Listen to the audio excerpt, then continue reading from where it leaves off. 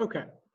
You may notice I'm wearing the same clothes as I was in some other lectures. That's because I'm getting ahead and doing a bunch at once. Don't think I'm the wearer that wears the same thing every day. Okay. So this is going to be the second video that's going to focus specifically on the Boston Massacre. In the other video, I probably just led you up to it and then kind of went beyond it because I know you need the specifics of this for your essay. And if you want to go back and watch it again, I didn't want you to have to go through the whole thing. But to set the stage again, troops are in Boston, and that's not sitting well. Because we can make an argument that we don't need troops at all anyway. The French and Native American threat seems to be largely subdued, but where there is one, it's on the frontier. It's certainly not. There's no threat of French or Native Americans in Boston. So this is perceived as a direct threat against the colonists, as it should be. And then an incident occurs. So to explain this incident, we're going to look at two perspectives. The perspective of the captain who allegedly made the order to fire, Captain Thomas Preston, in his personal account in the trial transcripts, and the accounts of many of the people that were there in the crowd from the Patriot side, as reported in the Boston Gazette and Country Journal, which is the newspaper that you're supposed to be writing a letter to the editor to. By the way, there is a time issue with your letter to the editor in that you're complaining about the Stamp Act, which is actually already repealed by the time the Boston Massacre occurs, but we're playing fast and loose with some of the historical times. You get the idea. So let's take a look at these two incidents or versions of this incident. What I'll tell you is, in life, or whether we're talking about everyday life or whether we're talking about history, when you hear two stories that are vastly different, I personally, and I think a lot of people do, I kind of assume that the truth is somewhere in between, that usually people, but sometimes they do, just make things up completely out of nowhere. So I take each one of these very biased sort of viewpoints and go, okay, what do I believe is in the middle? So we've got this Boston, either the British still refer to it today as a Boston incident or the Boston Massacre. I don't want to get into the macabre conversation of, well, how many people have to die for it to be a massacre anyway? But we're talking about, I believe, 4 deaths. I don't know if that, it's certainly, especially if it's somebody you know or love or care about, it's 4 too many, but it doesn't seem to, historically speaking, live up to the number of massacre. All right, let's go with the 2 accounts. So we're going to start with Captain Thomas Preston. So here's what he said. First off, you have to know, he's saying, that inhabitants carried weapons with them all the time and were constantly threatening these British soldiers. They looked down upon them, they said horrible and insulting things of them all the time. And so that's very pertinent to what you're going to see happen. And then he said on Monday night at about 8 o'clock, 2 soldiers were attacked and beaten for no reason. Okay? After they beat these soldiers, citizens broke into 2 meeting houses and rang alarm bells that would traditionally be for like a fire, but there was no fire. And then, as soldiers came out to see what happened to 2 of their peers and to figure out what all the commotion is with these bells, these soldiers came out and started screaming the most cruel and horrid threats.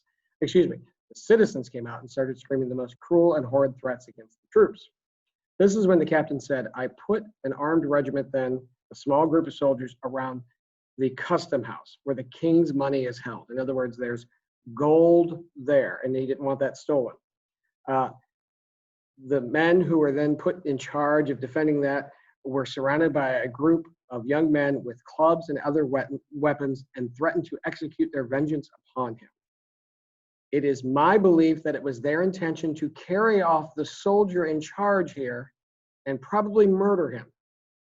Seems quite rude.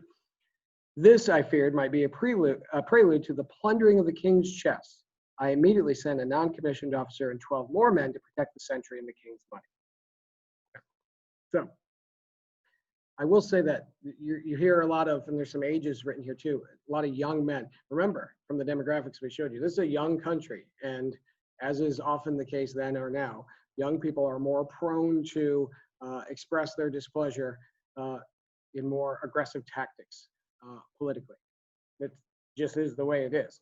So the crowd then, according to Captain Preston, started screaming things and yelling in general, come on, you rascals, you bloody backs, You lobster scoundrels, fire if you dare, blank, blank you, won't say it in a recording, fire and be damned, we know you dare not. They're tempting them. Shoot at us, we dare you. You wouldn't dare shoot at us. And then some of them even took their clubs and struck at some of the weapons that the men held.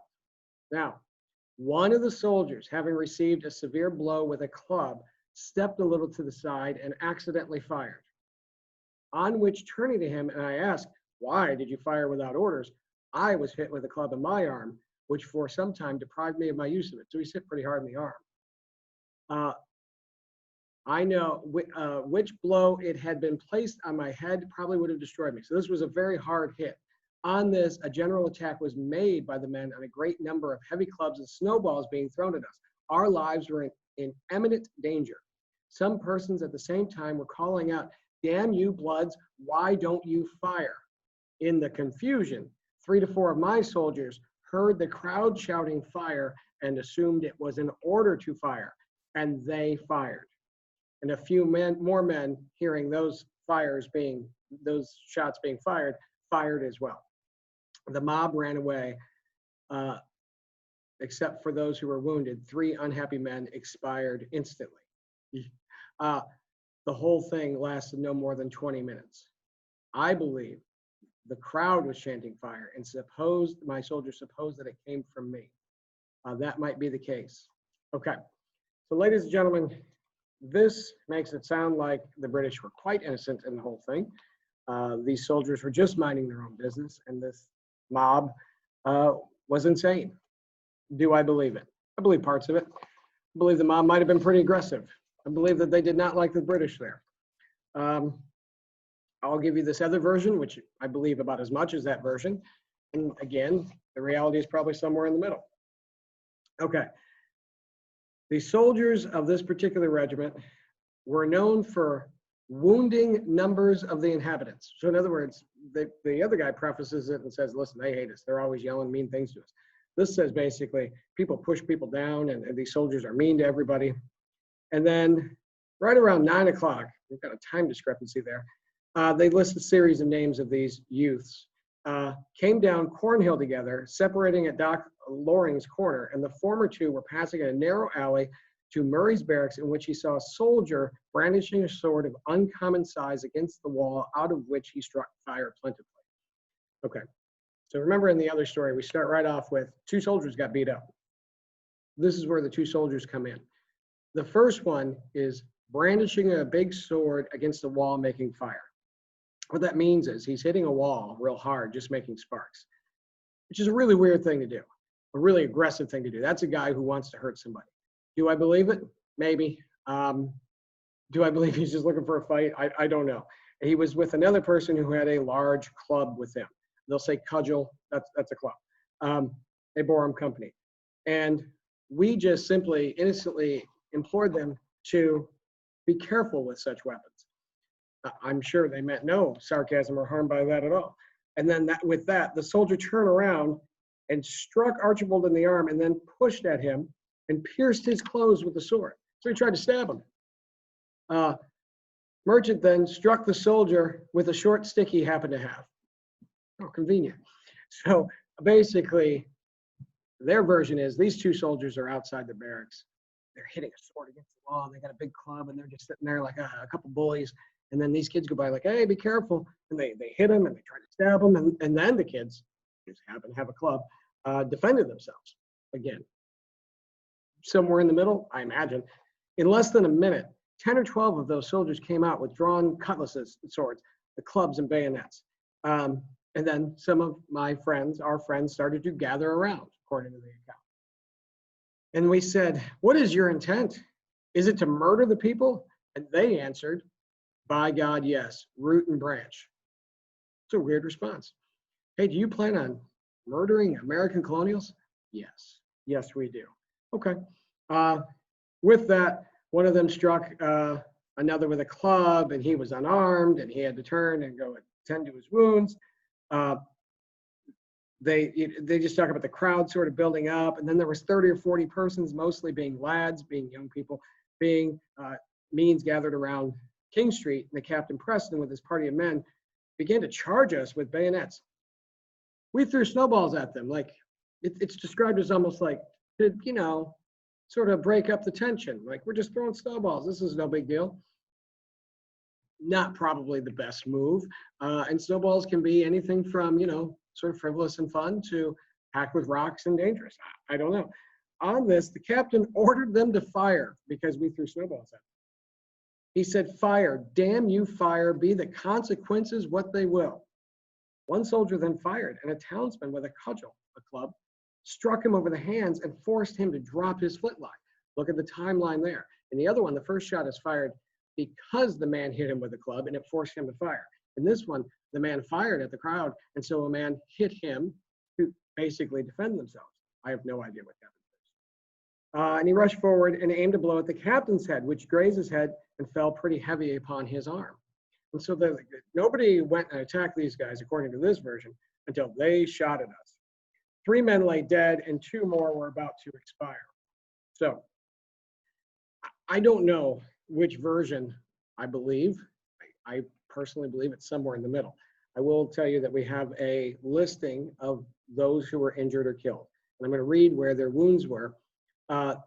Bullets at this, they'll say ball instead of bullet, because the bullets then are just a round lead ball going through your body. Very deadly, very inaccurate, but very deadly. Okay, the dead are Mr. Samuel Gray, killed on the spot, bullet, entering his head.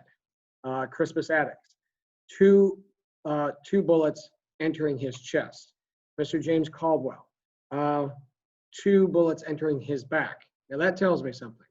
At least that guy was running away.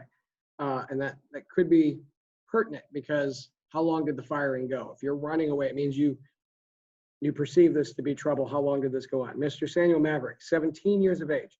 Bullet went through his stomach, cut out his back. He died the next morning. Christopher Monk, 17. Bullet entered his back. Apprehend he will die soon. I'll be honest, I can't remember off the top of my head if it was 4 or 5 that died. It's no more than 5. John Clark, 17, injured. Bullet just above his groin, came out his hip on the opposite side. Apprehend he may die. Edward Payne, bullet in the arm. John Green, bullet under his hip. Mr. Robert Patterson had his trousers shot through. Bullet went through his right arm. Mr. Patrick Carr, bullet entered near his hip, went out his side. David Parker, a ball entered in his thigh. To me, these wounds sound kind of low, like they were aiming low. I'm no military experience at all, just what I read about in history. But you would think that if you're trying to break or disperse a crowd, you generally today people fire above, and I'd say it's been true for quite a while. Maybe they were trying to fire at the ground. I don't know. Maybe they're trying to kill as many people as they can. I can't tell you, but those are the 2 versions. Okay, I think you can put something together with that information. Thanks, guys.